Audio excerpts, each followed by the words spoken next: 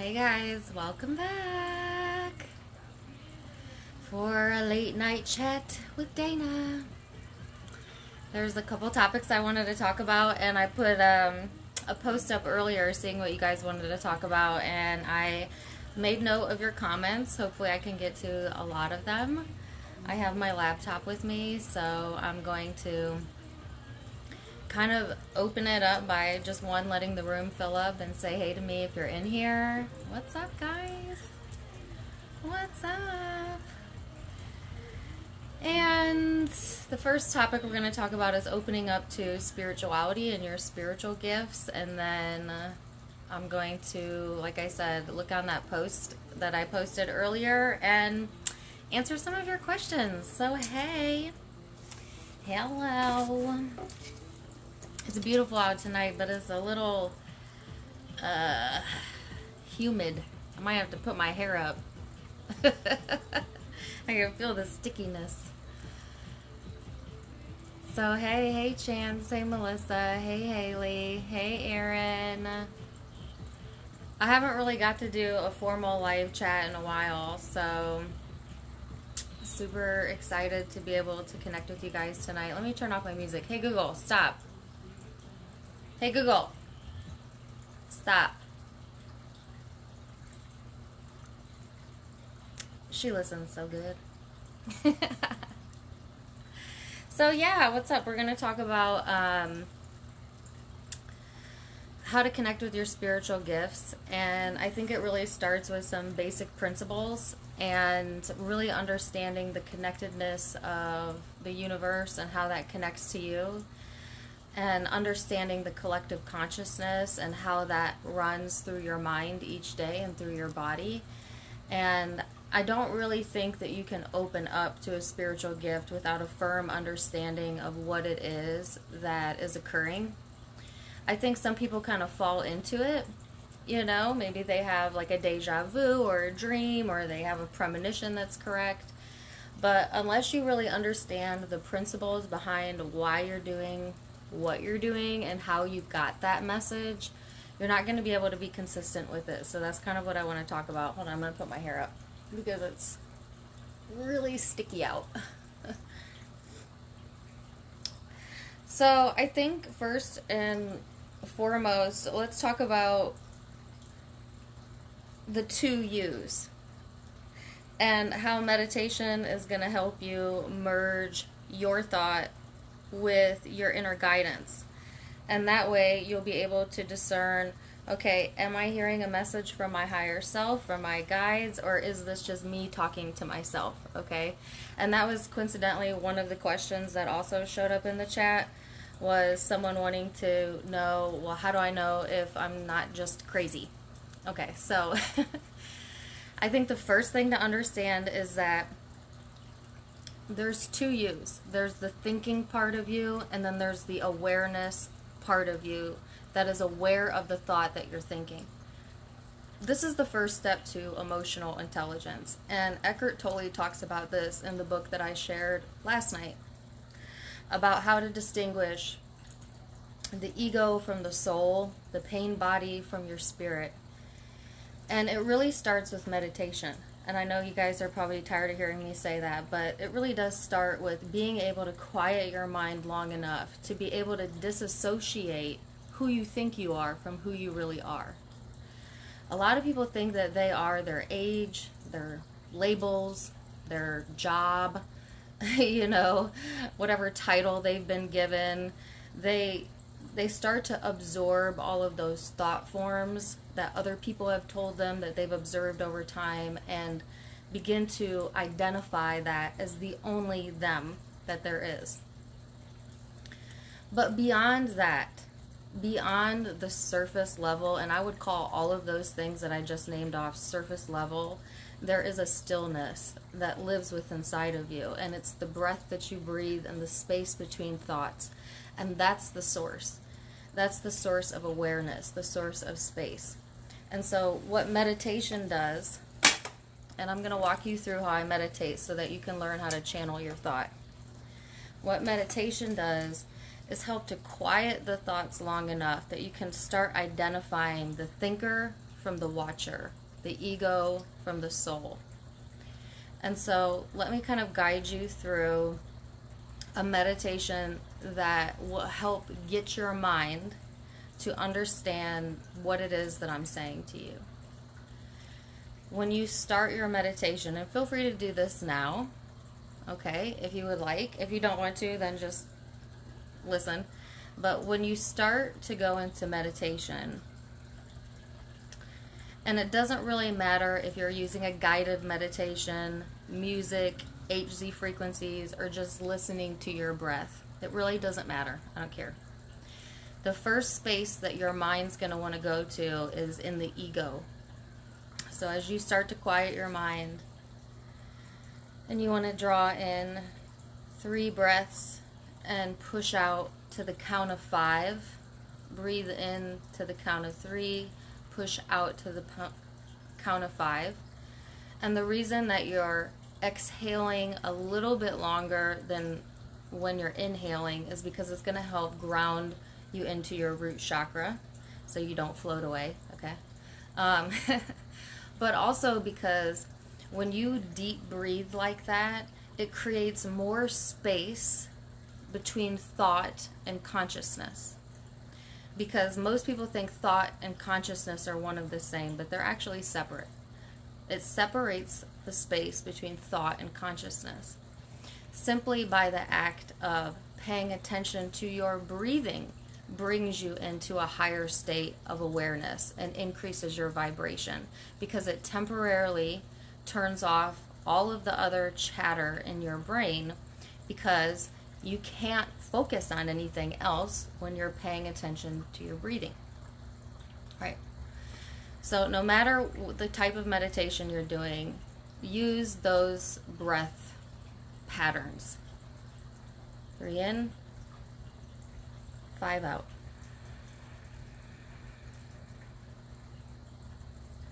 Do that for a couple breaths, and you can feel as your crown chakra starts to open a little bit, you'll actually feel some what feels like pressure rising off of your head. Just try it.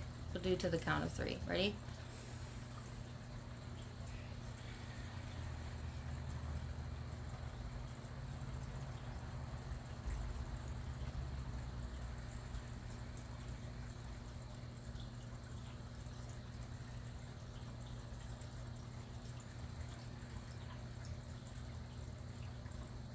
Can you feel your body go a little bit more comfortable when you do that? You're kind of preparing your mind to start creating space. While you do that, if meditation is new to you in particular, your mind's going to run amok. You're going to start thinking of probably what you'd rather be doing in this moment. You know, if you've got a busy mind, your mind might start racing about anything, everything. But this is really important. Don't push away the thoughts. Don't push away the thoughts. Don't start thinking, oh gosh, I'm not getting there. I'm still thinking all these things. Relax into the thought. Relax into the thought. Let your mind do whatever it's going to do. And after a minute or two of allowing your mind to run amok, let's call it that, you'll notice one really key thing. You'll start becoming the observer of your thought. You'll notice as you allow your thoughts to play out in front of you that there's a second awareness that's arising within you, and that is the observer of the thinker of the thought. That's your higher self coming in right then. Once you start identifying and then starting to watch the thought and then allow yourself to release the thought, let the next thought come in, allow yourself to release the thought, paying attention to how you feel, you're going to start noticing, you start analyzing your own thought pattern. That's the first identification of your higher self.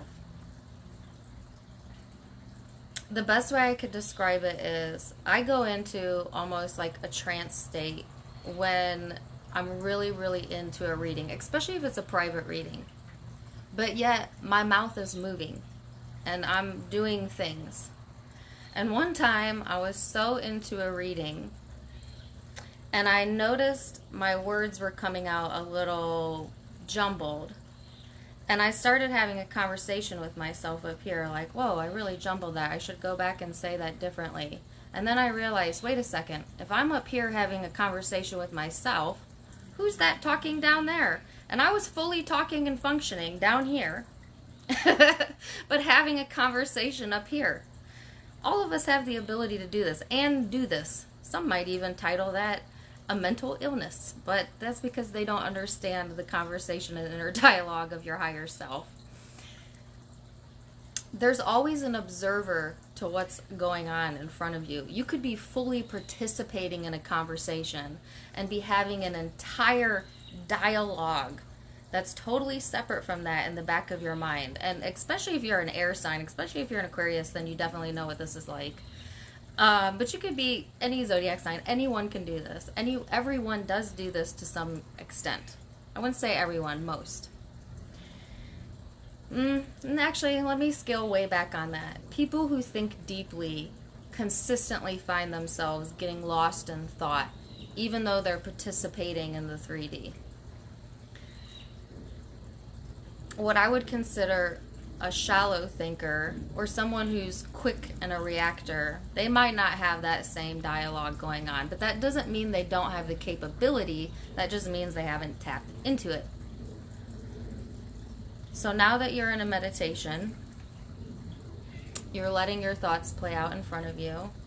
You're becoming the observer of your thought. Now you have a connection with your higher self. Now, most people at this point want to start being like, oh my gosh, I'm paying attention to my thoughts. Oh my gosh. And as soon as you do that, right back into the ego. You'll come right back out of the trance state. So the point is, do not push against it. You're going to have a small reckoning of, ooh, I feel a little bit more elevated. And then just kind of sink into that. Don't fear it. You're not going to float away. You're not going to die. Some people have anxiety attacks if they go too deep into meditation. That's just fear, okay? So just sink into it. And then your inner being will start playing thoughts and images. I usually see it as images, faces. Most of the time, the images don't even make sense to me. Colors, landscapes. None of it is usually anything to do with my everyday life or the worries that I have. Usually it is very neutral, passive thoughts. Just allow it. Don't try to make sense of it. Just allow it. And while you're in that state, notice how calm your body is when you stop the thought generator. Because once you stop the thought generator and you can clear the energy enough to start feeling the divine within you, it's going to feel really good. And it may only last a minute, two. Usually when I do a 15-20 minute meditation, I bet I stay in full trance-like meditation for maybe 2 minutes of it. 3 minutes if I'm lucky. And it's usually right towards the end of the meditation. So that's normal, and that's okay. And really 2 minutes in a trance meditation where you've completely stopped thought, you've stopped thinking about your ego, you're no longer connected to your worries, you're in a different space. Those 2 minutes are enough to regenerate your connection and last for hours, for the day. I wouldn't say the full day unless you're really consistent with it, but for a good period of time. It's important to open up your channel through meditation. And when I mean open up your channel, I mean what you're essentially doing is you're establishing a connection. And what are you establishing a connection with? The larger part of you. You are not all in this body. There's a much larger part of you that stays in source energetic form that is constantly streaming to you from a place of well-being and love. Some would call that God. But if you understand this, we're all part of the same source, just streaming and focusing into one small thread of the bigger picture. So where you came from is the totality. And what is the totality? The totality of the collective is every thought that's ever been thought and every life that's ever been lived in eternalness within energy forms. You have the knowledge of every question you have and the answers to the universe already living within your DNA, because you are from the source that knows and is all.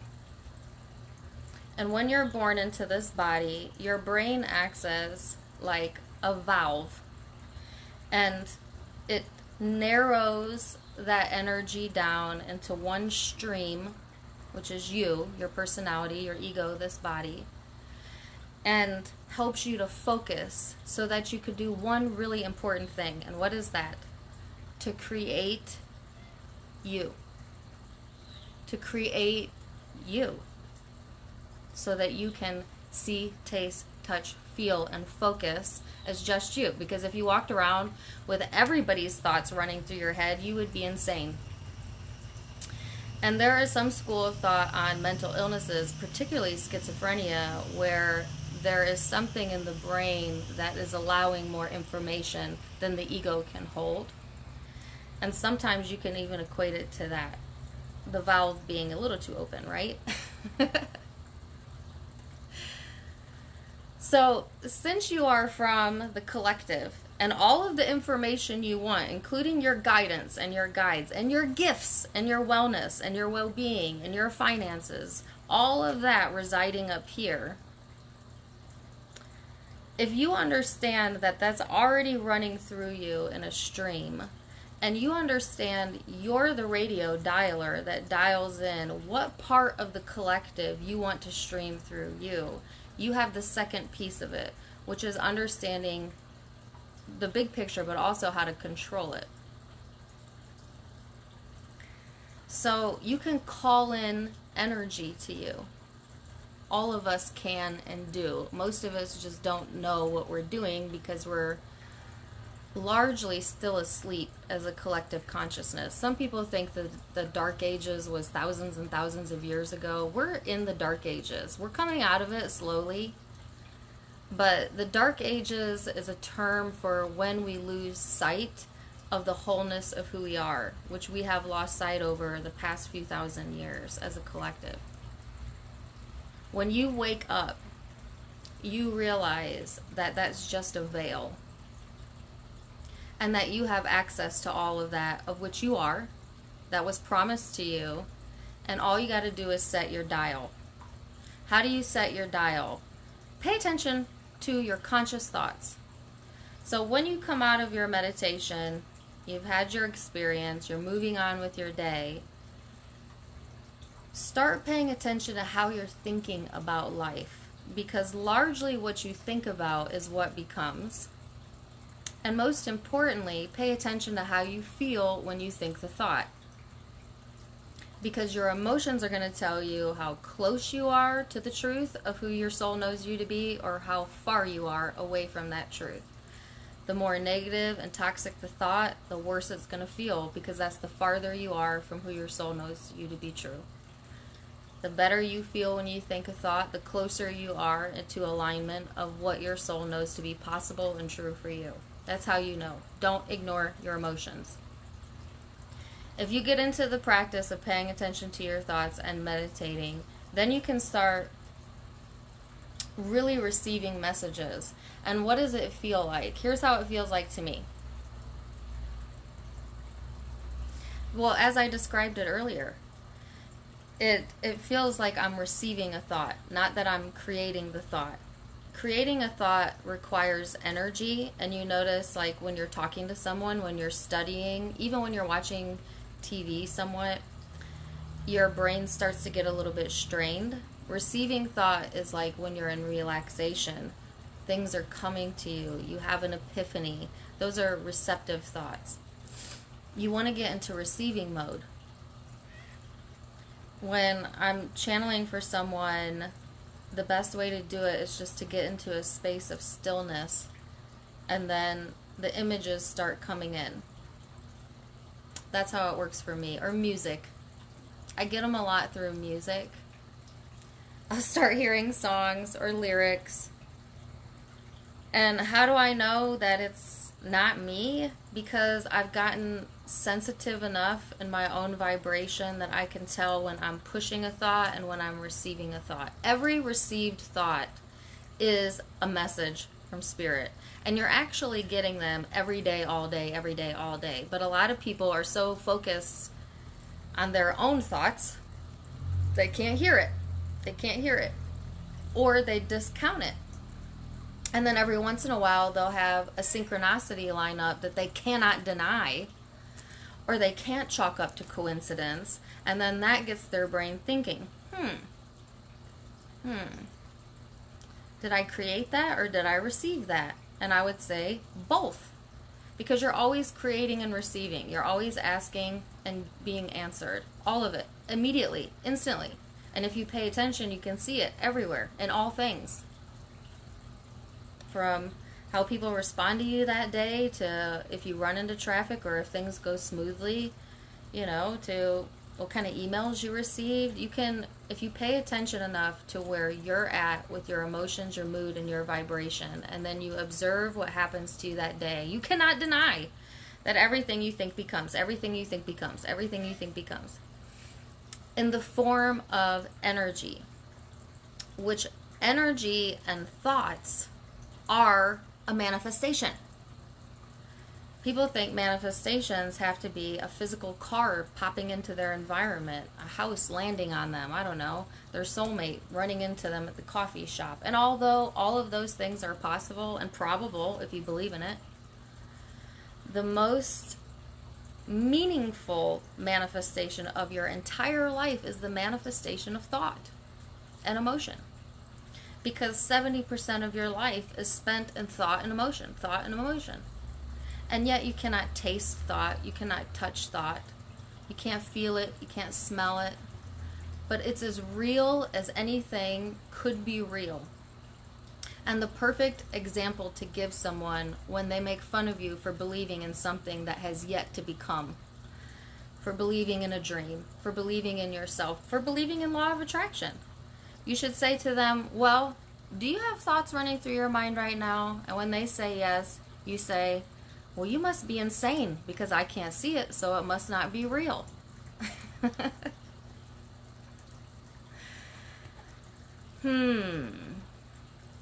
Well, thought always precedes manifestation. Thought always precedes action. Thought is the original formation of a manifestation before it is birthed into the 3D.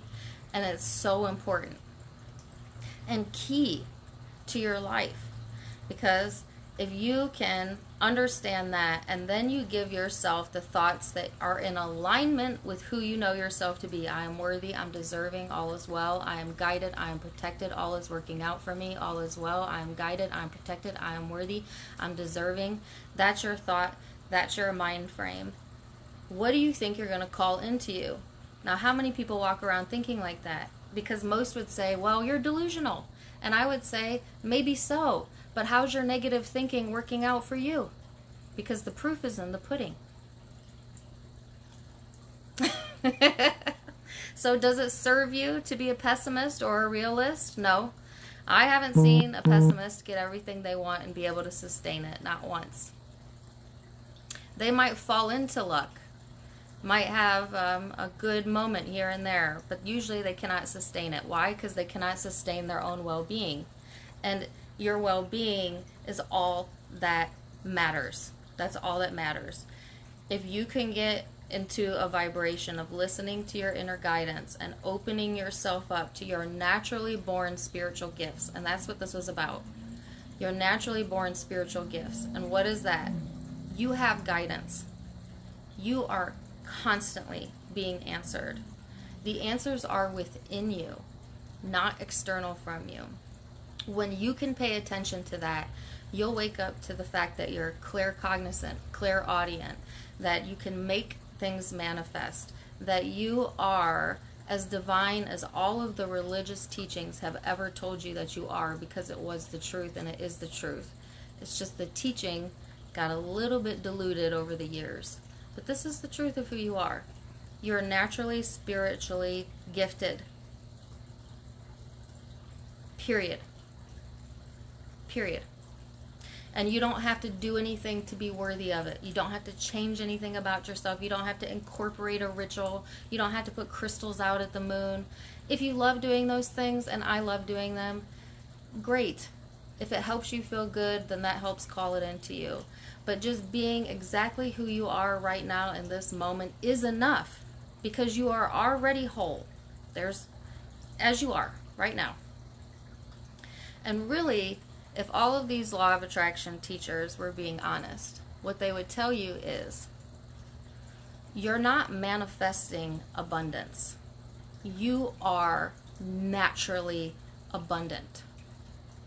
What you're really doing is clearing energy to allow yourself to experience the well-being and abundance that you already are. And that requires little to minimal effort. You know what it requires to remember that? To leave out all of the negative shit that told you otherwise and clear it out of your mind, because it's not the truth. And you know why you feel bad when you think those thoughts? Because it's not the truth. It's not the truth. You're loved. As you are. As you are. Right now. Right now. Right now. You don't even have to wait. You don't have to wait till tomorrow. You don't have to wait till you lose weight or quit smoking or leave that relationship. You don't have to wait to feel worthy. You are right now. Right now. And the closer and faster you can come to that understanding and stay in that knowing, the faster the universe brings to you what it is that you want and what it is that you deserve. And it's always been right here. Just got to get out of the way. So, I hope that resonated with you guys. That's how you open up to your spiritual gifts, by understanding that you are the gift. You are already.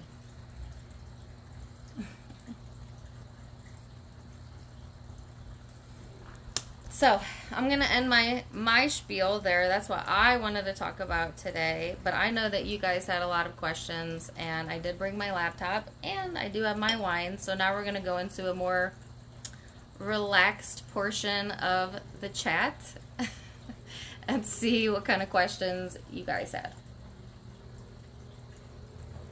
Okay? So if you have some wine, that's what's up, guys.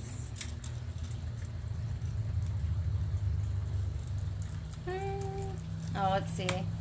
Oh, I locked myself out of my laptop.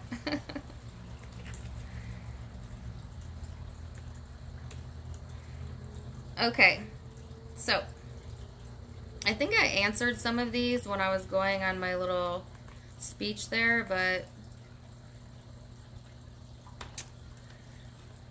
alright, hold on. Ooh, that's not great lighting. Erica Couch says, how to trust what you're feeling, seeing, hearing, experiencing, and know you're not crazy. I've been experiencing a lot of anxiety and would love to find peace with this. Well, Erica, I kind of just went into how to know. And here's the thing about that. First of all, there's nobody that's going to be able to tell you what's true for you except for you. But if you start going around telling people, I'm talking to my guide and I've spiritually awakened to the lay man, they're going to look at you like you're crazy, Erica.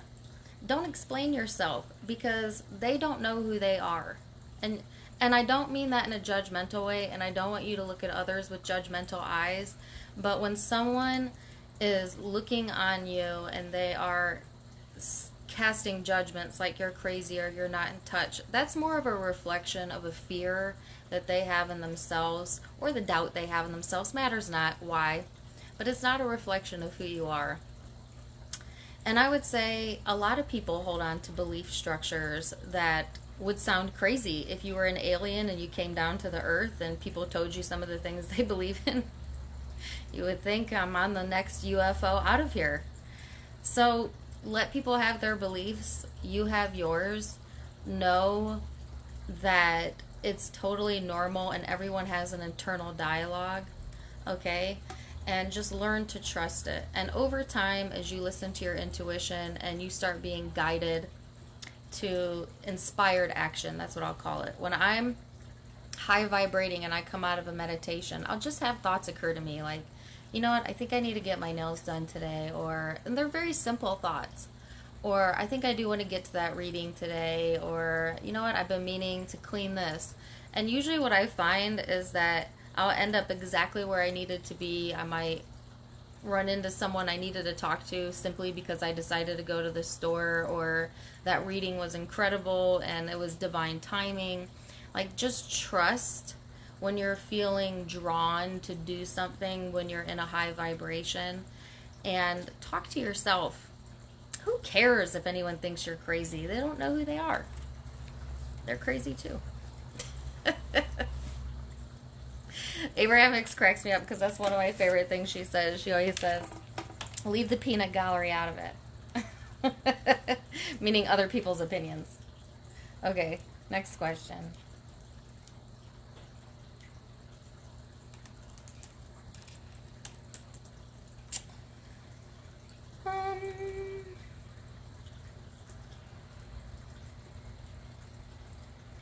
Okay, so I think I already answered this one. Nicole asks, I just want to learn to let go and get in touch with the part of me that can do so much more. Fear and anxiety can be a real bitch. Yes, fear and anxiety are not your friends. But let's break down what fear is. False evidence appearing real. Fear and anxiety are a byproduct of not being present in the present moment. And the present moment is all you are and all you have. And I talked about this last night, and Eckhart Tolle talks about it in the book that I recommended, A New Earth, but also The Power of Now.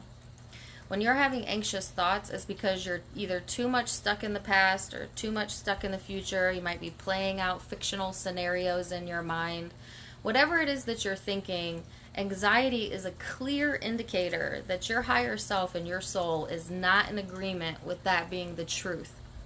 So if you know that, when you start to feel anxiety and you know, okay, this is a red flag that I'm not thinking about my life and myself the way my source and my soul sees it, it's kind of easier to refocus your thoughts then to be like, okay, well then that must mean that all really is going to be well. Enjoy the present moment. Take it one day at a time. This too shall pass, is what it is. And go into those more soothing thoughts, because your anxiety is lying to you. That's the ego taking over. That's going beyond what you have control over. And what you have control over only ever is this now moment. So either you're present right now or you're not. That's it. And the further and further you get away from being present in the now moment, the more illnesses like anxiety or detachment become more prevalent, because it's hard to pay attention to your vibration when your thoughts are here and then they're there and then they're there and then they're here and then they're here. Meanwhile, you're only ever actually right here, right now. And that's kind of the best way I can give you that. I've talked to my own personal self off some cliffs, and I've been on some major cliffs before, guys, like for real. I used to be on medication for anxiety. I used to not be able to stop fidgeting. I couldn't sleep. I know that it feels so real because it was so real to me too. And because it is. It's a real manifestation of not paying attention to your thought patterns. Not paying attention, letting your thoughts get the best of you. And fearful thoughts at that. Mindfulness will help. Meditation will help. Sometimes temporary short-term medication can help you bridge the gap, but I'm not a big, I don't want to say believer. I think that medication is good for lots of purposes, and sometimes you need it to fill the gap. But ideally, with meditation and mindfulness, you could slowly wean yourself to be independent off of it. But that's going to vary from person to person, and I'm not giving medical advice, okay? But do whatever you need to do to soothe yourself in that moment. And don't judge yourself for it. Say you have a bad day. Don't judge yourself for it. Just have a bad day. Just screw it. You know what I'm saying? Like, your bad day only gets worse when you get mad at yourself for behaving badly or reacting badly or not feeling good. It only creates more negative momentum towards that. So when you're having a bad day, just relax into it. Just be like, well, okay. Start again tomorrow. I don't know. You know? So, man, I gotta keep putting the password in every time. Let's see, next question. Uh-oh, maybe not. I don't remember my password now. There we go. I did talk about empaths and their abilities, Danny, so I'm not gonna go back into that.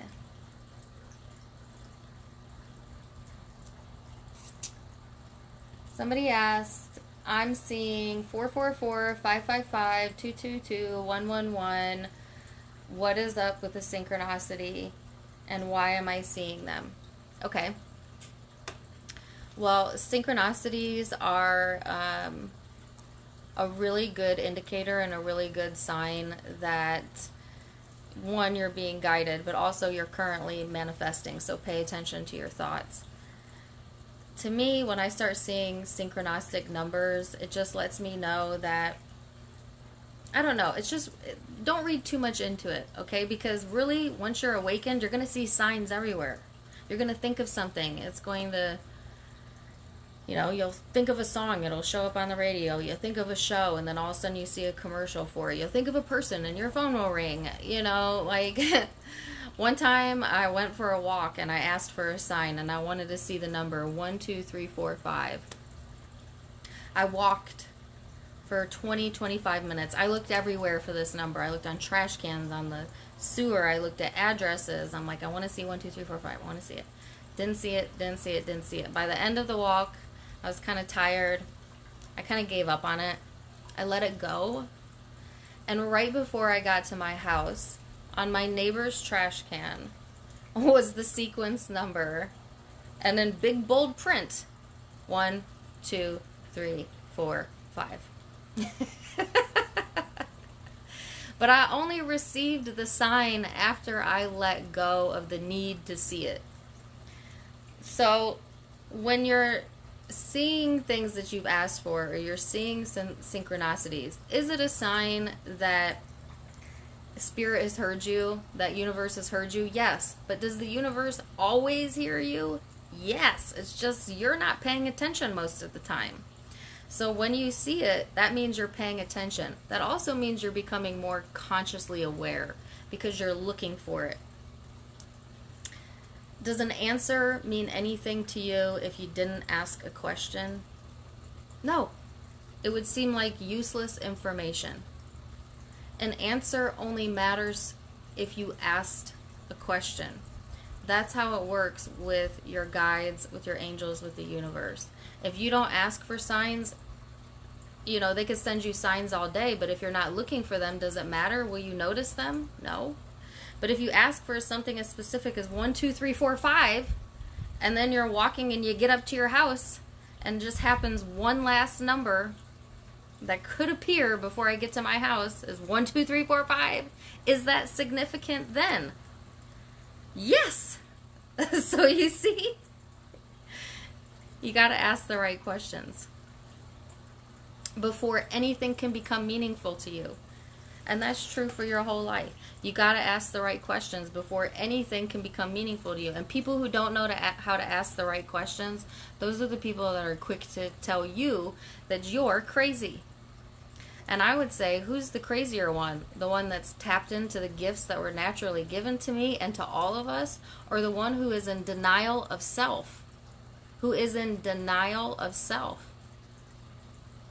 I would say, then I would rather be the crazy one. Yeah?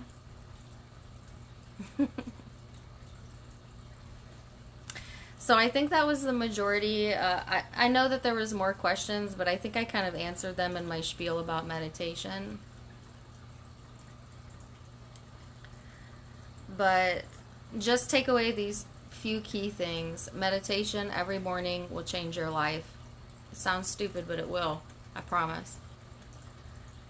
Paying attention to your thoughts and then understanding the correlation between what you're feeling and what you're experiencing is key. And then don't get so uptight about it. Relax into life and just know that you're guided, you're protected. You don't have to keep asking, right? So if you have complete faith that everything you've asked for is ready to be given, you're a natural being of abundance, and all you got to do is relax and enjoy the present moment, and you give all of yourself to the present moment and all of yourself to the present moment. Watch as life unfolds for you. Watch as the universe brings to you, with almost no effort, the things that you have asked for, because you're relaxed in your knowing. This is the key to law of attraction.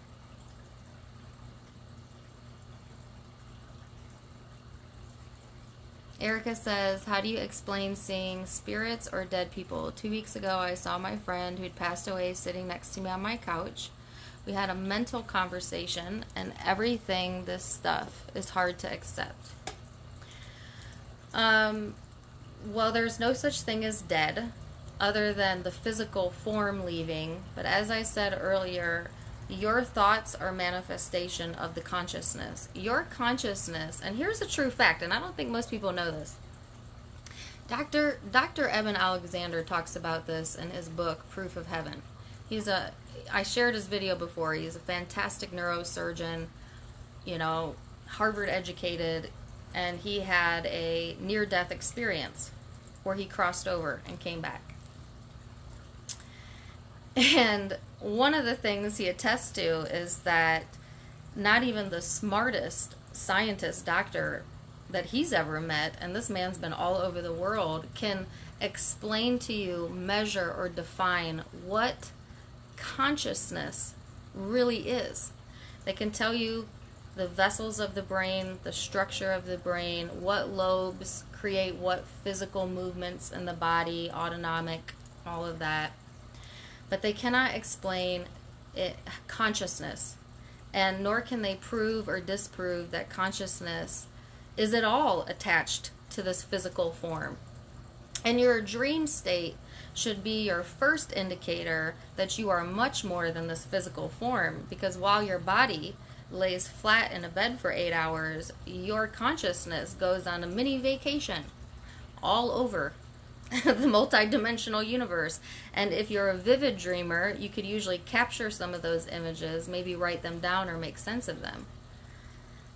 People in comas can attest to the fact that even though their body laid there, they were in the room outside of their body talking to others. You see, your physical body is just meant to house the consciousness that is you. But who you are remains. Every thought that's ever been thought and every life that's ever been lived is always in existence, remains eternal. So do I think it's weird that you would have a mental conversation with someone that's passed away and maybe even see images of them or whatever? I don't think that's weird at all. I think that when you understand that there's only a thin veil between the physical and the non-physical, you'll understand that they're as alive in that dimension as you are alive in this dimension. And maybe you could bridge the gap.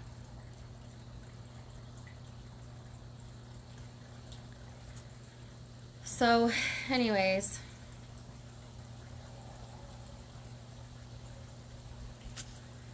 I said I was going to leave it there, and I'm really going to leave it there, because how long have I been talking? Like, way too long. I hope that you guys found this helpful. Please feel free to share it if you did. I will save whatever questions I might not have touched on for maybe the next live. And you guys know I go live all the time, so we'll chat again. But I am wishing you the very, very best, and I'm wishing you a beautiful week. And until next time, my friends. Namaste. Bye.